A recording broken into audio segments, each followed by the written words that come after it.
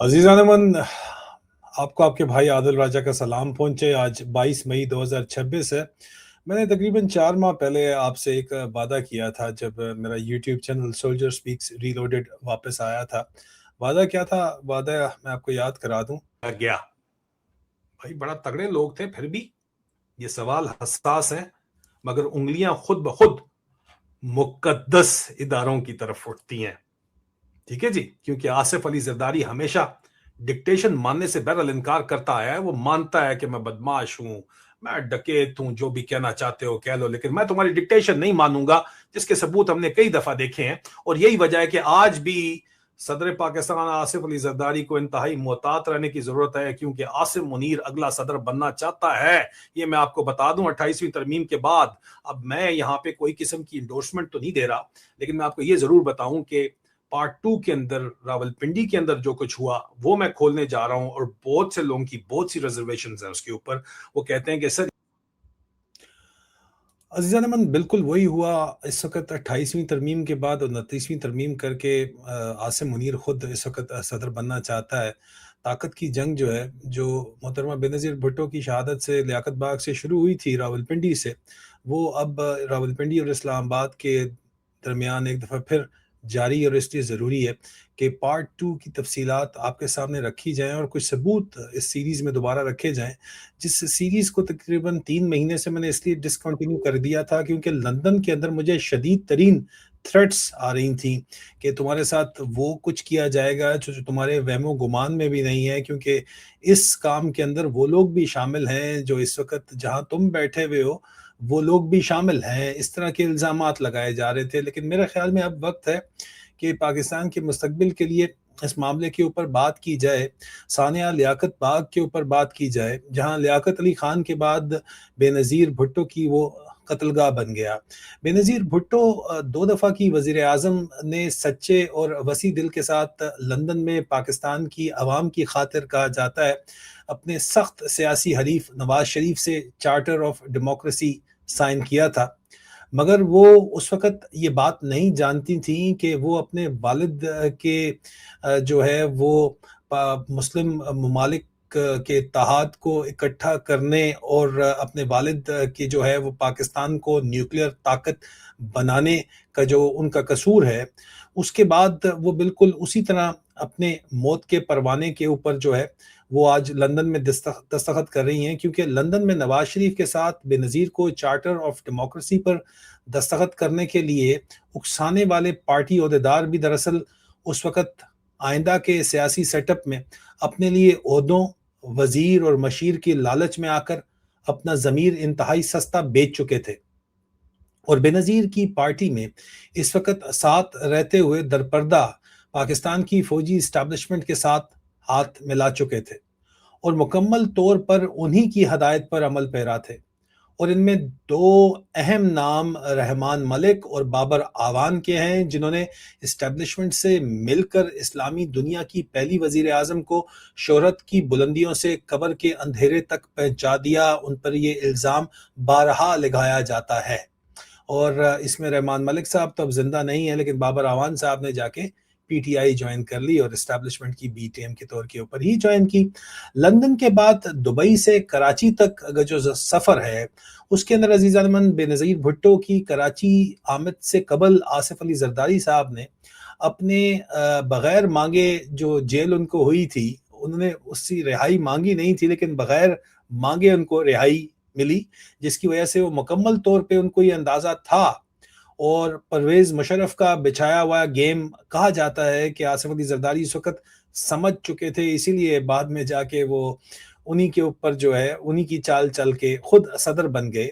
तो वो ये कहा जाता है कि नवाज परवेज़ मुशर्रफ का जाल समझ चुके थे और जेल के ख़ास करीबी दोस्तों ने भी उन्हें मुस्तकबिल करीब में आइंदा पेश आने वाले मुतवक्का नताइज से आगाह भी करते हुए यही सलाह दी थी कि बेनज़ीर गलती पर हैं اور انہیں جذبات پر قابو رکھتے ہوئے ملک کے ساتھ اپنی اور اپنے بچوں کے مستقبل کی فکر بھی کرتے ہوئے سیاست میں پہلے سے اپنے خاندان میں ہونے جو ان کے والد کے ساتھ ذوالفقار علی بھٹو کے ساتھ اور بھائیوں شاہ نواز کے ساتھ اور میر مرتضیٰ کے ساتھ جو ملٹری اسٹیبلشمنٹ نے جو کچھ کیا اور اسٹیبلشمنٹ کے خفیہ ہاتھ جو ہے انوالو ہونے کی وجہ سے جو قتل ہوئے، اس کے بعد سوچ سمجھ کر قدم اٹھانا چاہیے، جذبات میں نہیں آنا چاہیے، مگر افسوس کہ ایسا نہیں ہوا اور ملٹری اسٹیبلشمنٹ نے پیپلز پارٹی میں موجود جو انجیکٹ کیے گئے بے نظیر بھٹو کے قریبی لوگوں کو ہر طرح سے مکمل طور کے اوپر ایک مرتب شدہ پلان کے مطابق بے نظیر کو کراچی آمد پر مجبور کر دیا تھا، اور ان کے خوشامدیوں نے بے نظیر کے سامنے خوشامد کے ایسے پل باندھے تھے کہ بے نظیر بھٹو اس موقع پر کسی بھی طرح یہ سمجھنے سے قاصر تھیں، حتیٰ کہ اپنے طویل عرصے سے اسیری گزار کر کچھ وقت پہلے ہی رہائی پانے والے شوہر کی بھی بات ماننے سے انکاری ہو گئی تھی، جس کے بعد ان کی غیر متوقع موت پر پرویز مشرف کے جال کے مطابق یقینی طور کے اوپر جو ہے وہ آخرکار جو کچھ ان کے ساتھ ہوا، کہا جاتا ہے بالآخر وہ اسی وجہ سے ہوا کیونکہ وہ ان معاملات کو سمجھ نہیں سکیں، اور اگر بے نظیر نہیں سمجھ سکیں تو بے نظیر کے دوست آکسفورڈ کے عمران خان بھی جو جال ان کے لیے بچھایا گیا وہ واضح طور کے اوپر نہیں سمجھ گئے تو سمجھ سکے جو اس وقت ان کے ساتھ جو کچھ باجوے نے یا جو کچھ ان کے ساتھ جو ہے وہ عمران خان کے ساتھ فیض حمید نے کیا وہ نہیں سمجھ سکے۔ اسی وجہ سے ظاہری بات ہے کہ بے نظیر بھٹو بھی ایک ان کی گرومنگ تھی، وہ بھی سمجھتی تھیں ایٹ فیس ویلیو کو چیزوں کو لیتی تھی جس طرح عمران خان فیس ویلیو کو لیتے ہیں چیزوں کو، تو ظاہری بات ہے کہ یہ نتیجہ وہ نکلا جو آج تاریخ کا حصہ ہے، اور وہی ہوا جو ان کے لیے جال بچھایا گیا تھا۔ بے نظیر کا قاتل مشرف اور الزام تحریک طالبان پاکستان پر جو لگایا گیا اس کی تفصیلات کے اندر جب ہم جاتے ہیں، دیکھیں ترقی یافتہ ملک سپر پاور امریکہ میں اس کے صدر جان ایف کینیڈی پر سن 1963 میں ٹیکسس میں عوامی اجتماع ریلی کے دوران انتہائی قریب سے آتشی اسلحے سے قتل کیا جانا امریکہ جیسے تہذیب یافتہ ملک میں ممکن ہے، تو اب آپ دیکھیے کہ پاکستان میں اس طرح کیوں نہیں کچھ کیا جا سکتا، ٹھیک ہے۔ اب دیکھیں کہ اس وقت کی صورتحال میں صدر کینیڈی پہ کب یہ حملہ ہوا، سی آئی اے کے کئی ٹکڑے جو ہے اس کے بعد ہوئے، لیکن اس کے بعد بہت کینیڈی کی اسیسینیشن کے اوپر آج تک مختلف بات چیت جو ہے وہ کی جاتی ہے، اس کے اوپر مختلف الزامات لگائے جاتے ہیں، کنسپیریسی تھیوریز موجود ہیں، لیکن اب بھی کہا جاتا ہے کہ جناب موت آپ دیکھیے کہ صدر کینیڈی کی ایک معمہ آج دن تک مانی جاتی ہے۔ ہندوستان جیسے جمہوری ملک کے اندر بھی ایک سیاسی خاندان گاندھی خاندان سے تعلق رکھنے والا جو راجیو گاندھی کا قتل ہوا وہ اقتدار میں کسی بھی طرح ناممکن تھا، مگر حقیقت حال یہ بتاتی ہے کہ جب ملک کا ریاستی ادارہ اپنے اصل کام یعنی ملازمت سے غداری کا مرتکب ہو تو انہیں ایسے واقعات انجام جو ہے وہ دینے کے لیے استعمال کیا جاتا ہے، جیسا کہ بے نظیر بھٹو کا قتل ہے۔ بے نظیر بھٹو کا قصور کیا تھا، ان کے والد صاحب کا تو کیا قصور تھا وہ میں آپ کو بتا چکا، لیکن بے نظیر بھٹو کا انٹرنیشنل اسٹیبلشمنٹ کے کاغذوں کے اندر کیا قصور تھا جس کی وجہ سے پاکستان کی اسٹیبلشمنٹ کو استعمال کر کے ان کا قتل کروا دیا گیا۔ پہلا سب سے بڑا قصور یہ تھا کہ ڈاکٹر قدیر کے معاملے میں انہوں نے انصاف کا اعلان کیا تھا، جی ہاں۔ دوسرا قصور ان کا یہ تھا کہ سیاست میں فوج کے کردار کو وہ روکنا چاہتی تھی اور سرکاری اداروں کی سربراہی سے حاضر سروس فوجی جرنیلوں کو اپنے اپنے یونٹوں اور فیلڈ میں واپس بھیجنا چاہتی تھی، جو کہ مشرف دور کے اندر آج کی طرح ہر ادارے کے اوپر چھائے ہوئے تھے۔ تیسرا ان کا سب سے بڑا قصور یہ تھا کہ ضروری دفاعی اخراجات کے بعد غیر ضروری اخراجات کے اوپر وہ قدغن کا حکم وہ دینا چاہتی تھی۔ یہ معاملات جن کے بعد بے نظیر بھٹو ڈائریکٹ ملٹری قیادت کے ساتھ دشمنی کے اوپر لگتا تھا کہ اتر آئی ہیں، اس طرح محسوس ہوتا تھا، تو پھر اسٹیبلشمنٹ سے معلومات کے آغاز میں بتائے گئے طریقہ کار کے مطابق بے نظیر کو پاکستان لانے کے لیے جال تیار کر لیا گیا تھا، اور اس کا مکمل خاتمے کا بھی بندوبست بے نظیر کا تیار کر لیا گیا تھا، جس میں سب سے اہم پاکستان آرڈیننس فیکٹری کا کردار ہے، جس کے پاکستان میں 3 مطلب آپ کو پتہ ہے کہ فیز ہیں، اور ان میں سے ایک میں کام کرنے والا ایک جذباتی پختون دیوبندی اشتعال پسند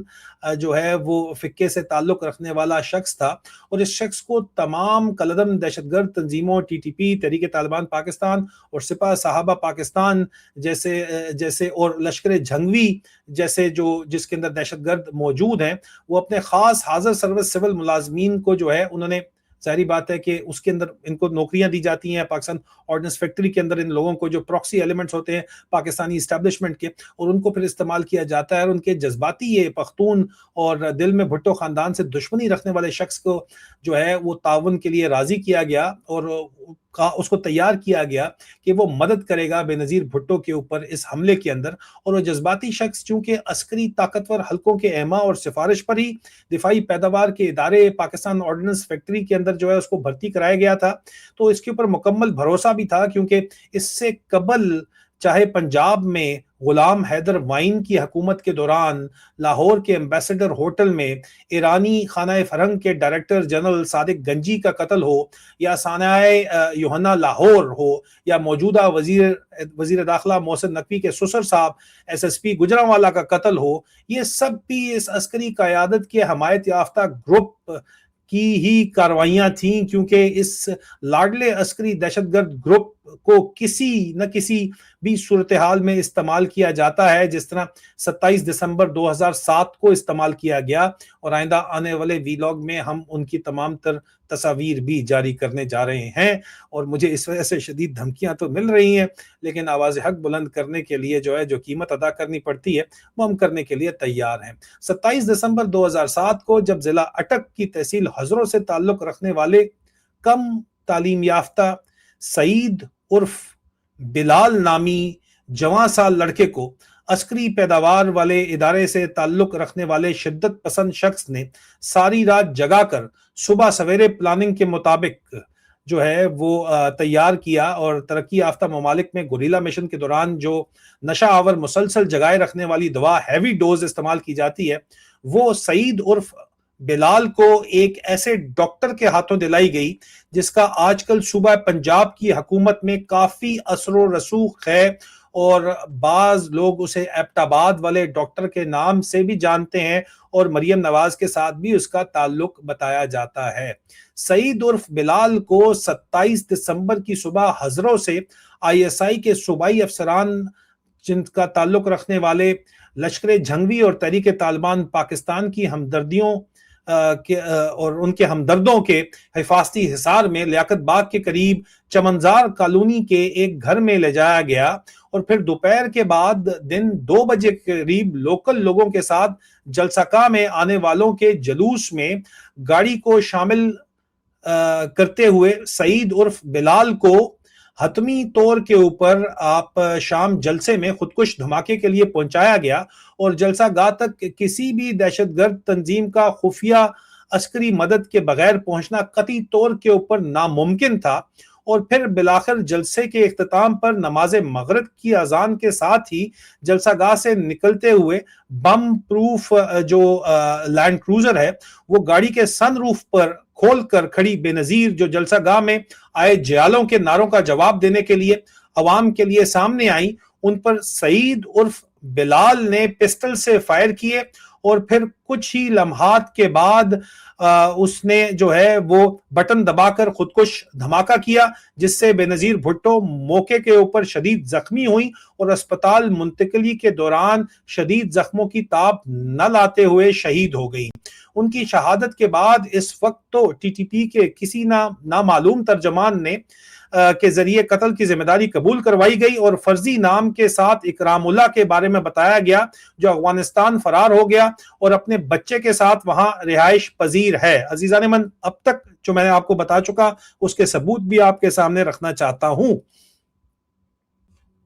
آئندہ اس سلسلے میں آنے والی قسط میں جو تصویریں آپ دیکھ رہے ہیں یہ وہ تصویریں ہیں جو آپ کو اور جو ثبوت آپ کے سامنے رکھ رہے ہیں صرف ٹیزر کے طور کے اوپر رکھے جا رہے ہیں۔ آپ کو بتایا جا سکے کہ ہمارے پاس اندرونی وہ تمام معلومات ہیں جو شاید اب تک کسی کے پاس بھی موجود نہیں ہیں، اور یہ معلومات آپ کے سامنے رکھی جائیں گی، اور محترمہ بے نظیر بھٹو کے قاتلوں کو، اصل قاتلوں کو جو ہے وہ سامنے لایا جائے گا، اور سعید عرف بلال کی بھی تصویر آپ کے سامنے رکھی جائے گی۔ عزیزان من، یہاں جو امپورٹنٹ چیز ہے وہ یہ ہے کہ جو آپ کو میں نے جس طرح بتایا کہ یہاں پہ اس قتل گاہ کے اندر، لیاقت باغ کے اندر، ملٹری انٹیلیجنس یا ISI اور ان کے حمایتوں کی سپورٹ کے بغیر اس طرح کی پوزیشن جو ہے وہ پاسبل تھی نہیں، اور اکرام اللہ نامی بندے نے جس نے کہا کہ جی یہ TTP نے کیا، وہ افغانستان فرار ہوا اور اپنے بچے کے ساتھ وہاں پہ رہائش پذیر بتایا جاتا ہے، اور اگر یہ بات افغانستان فرار کی درست تسلیم، اگر یہ کہانی بتائی گئی، اگر اس کو آپ واقعی تسلیم کر بھی لیتے ہیں، تو موجودہ حالات میں جو فیلڈ مارشل کی جو پالیسیاں ہیں، اس کے بعد اب تو جتنی بہترین قسم کی پالیسیاں وہ اپنی طرف سے بتاتے ہیں کہ ہماری ہیں، اب تو ظاہری بات ہے کہ افغان حکومت جو ہے وہ پاکستانی فوج کی وجہ سے جو ہے وہ پاکستانی فوج کے سامنے، اگر یہ واقعی بندہ اکرام اللہ افغانستان کے اندر ہوتا تو افغان حکومت جو ہے یا افغان طالبان جو ہیں وہ اس کو پریزنٹ کر چکے ہوتے، لیکن ایسا نہیں ہوا۔ تو یہ واضح ہے کہ جو کہانی اکرام اللہ کے بارے میں بتائی گئی تھی وہ جھوٹی بتائی گئی تھی، وہ افغانستان میں کبھی تھا ہی نہیں، کیونکہ یہ بندہ جو ہے اکرام اللہ، یہ افغانستان سے فرار شدہ دہشت گرد اکرام اللہ جو ہے، یہ پاکستان ہی کی اس وقت آج دن تک بتایا جاتا ہے کہ پروٹیکشن کے اندر موجود ہے، اور یہ صاف ظاہر ہے کہ فوجی حمایت یافتہ جذباتی شخص جو فوج کی اسلحہ ساز صنعت پاکستان آرڈننس فیکٹری میں اب بھی ملازم ہے، کئی دوسری بڑی دہشت گرد کارروائیوں میں بھی شامل ہونے کی بنا کے اوپر اتنی اہمیت کا حامل ہے کہ ریٹائرمنٹ کے بعد بھی بڑے کاموں کے سلے میں آج بھی بڑی رقم بطور معاوضہ ہر ماہ وصول کرتا ہے، اور اب تمام حقائق درست بطور کے اوپر بتائے گئے ہیں۔ اور اس کے بعد صدر آصف علی زرداری صاحب سے بطور صدر یہ امید رکھتے ہیں ہم لوگ کہ وہ اپنی اہلیہ کے قاتل تک پہنچنے اور اسے اس کے انجام تک پہنچانے میں اگر ہماری مدد درکار ہوئی تو وہ ہم جو ہمارے ذرائع ہیں جنہوں نے ہم تک یہ خبریں پہنچائی ہیں ان کو وہ اچھے طریقے سے جانتے بھی ہیں، نہیں جانتے تو ہم سے مانگے، ہم تمام تر مدد ان کو فراہم کریں گے محترمہ بے نظیر بھٹو کے قاتلوں تک پہنچنے کی، جن کے سر کے اوپر پاکستان آرڈننس فیکٹری اور ISI اور پاکستان کی ملٹری اسٹیبلشمنٹ کا ہاتھ ہے۔ آپ بسم اللہ کریں، پاکستانی قوم جو ہے وہ ان کی کامیابی کے لیے دعا کرتی ہے، اور یہاں پہ میں ان کی تصویریں بھی آئندہ پروگرام کے اندر لے کے آؤں گا، اور یہ بھی بتاتا چلوں کہ نہ صرف محترمہ بے نظیر بھٹو کے 2007 کے قتل میں، بلکہ 2018 میں یہی بندہ جو ہے وہ بیریئر ٹاؤن راولپنڈی میں مولانا سمیع الحق کے قتل، اور 16 اگست 2015 کو کرنل شجاع خانزادہ کے آبائی علاقے میں شادی خان ضلع اٹک میں ہونے والے خودکش دھماکے میں ان کی شہادت کا بھی ذمہ دار ہے، اور اس کا تعلق بنو سے ہے، اور اس کا ایک بچہ فوج کا حاضر سروس ملازم بھی ہے، اور اس پر سنگین نوعیت کے الزام ہیں، مگر بطور اثاثہ دونوں باپ بیٹوں کا تحفظ بہرحال ابھی تک جاری ہے، اور اپنے عہد کی فوجی قیادت کے اس نے مطلب اپنے دور کی فوجی قیادت کے ساتھ رابطے کی وجہ سے آج بھی بڑے سکون کے ساتھ ضلع اٹک کی ایک تحصیل میں ISI کے خدمات کے عوض ملی بڑی تحفے کی رقم اپنی ذاتی رہائش گاہ میں یہ بندہ جو ہے استعمال کر کے مقیم ہے، جس پر فوج کے متوقع خوف کی وجہ سے پنجاب پولیس کوئی اقدام اس کے خلاف نہیں اٹھاتی، کیونکہ آج بھی کلدن تنظیموں کو جو ہے وہ چلانے کے اندر اہم کردار ادا کرتا ہے۔ I hope that makes sense, ladies and gentlemen۔ میں نے جو آپ کو خبر بتائی ہے وہ یہ سٹوری اب آگے بھی چلے گی، اور مجھے پتا ہے کہ یہ انتہائی خطرناک انویسٹیگیشن ہے، لیکن اب آئندہ آنے والے دنوں میں اس انویسٹیگیشن کے لنک کراچی سے اور موجودہ حالات سے اور موجودہ لوگوں کے ساتھ ہم اسٹیبلش کرنے میں ثبوت آپ کے سامنے فراہم کریں گے۔ اب تک کے لیے صرف اتنا ہی، اپنا خیال رکھیے، بہت جلد دوبارہ ملاقات ہوتی ہے۔